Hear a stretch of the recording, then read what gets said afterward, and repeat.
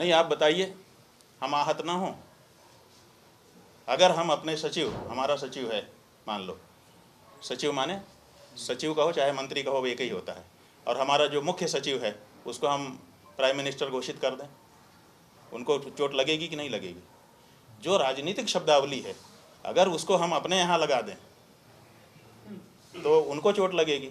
तो जब धार्मिक शब्दावली है उसको वो लगाएंगे तो हमको चोट नहीं लगेगी। तीर्थ का मतलब क्या होता है? शास्त्रों में तीर्थ का मतलब बताया गया है कि वो जगह जहाँ के पानी में नहाने से पाप धुल जाते हैं।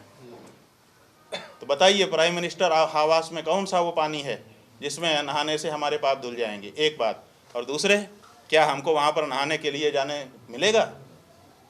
तीर्थ में तो सबका निर्बाध प्रवेश है, प्रधानमंत्री आवास में कहाँ निर्बाध हमारा प्रवेश है? तो ना तो हमारा प्रवेश है, और प्रवेश भी होगा तो वहाँ पर जाने से हमारे पाप तो धुलने वाले नहीं हैं।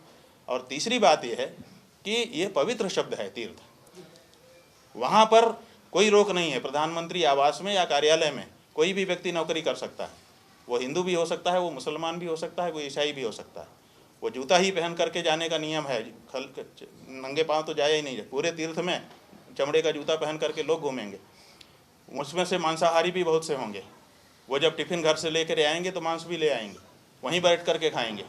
आप तीर्थ शब्द का मजाक उड़ा रहे हो, हम क्यों ये परमिट करें? आपके पास शब्दावली नहीं है, आपके पास राजभाषा विभाग है, देश के जाने कितने लोगों को उसमें आपने भर रखा है। आप राजभाषा विभाग से बोलिए, वो कोई शब्द आपको अच्छा सा चुन करके बताए। जो हमारा धार्मिक शब्द है, उस धार्मिक शब्द की अर्थ में विकृति लाने का अधिकार हम अपने देश के किसी भी राजनेता को नहीं देते हैं, किसी भी सरकार को नहीं देते हैं। तो हमने उनको पत्र लिखा है और इस पर हम प्रोटेस्ट करेंगे।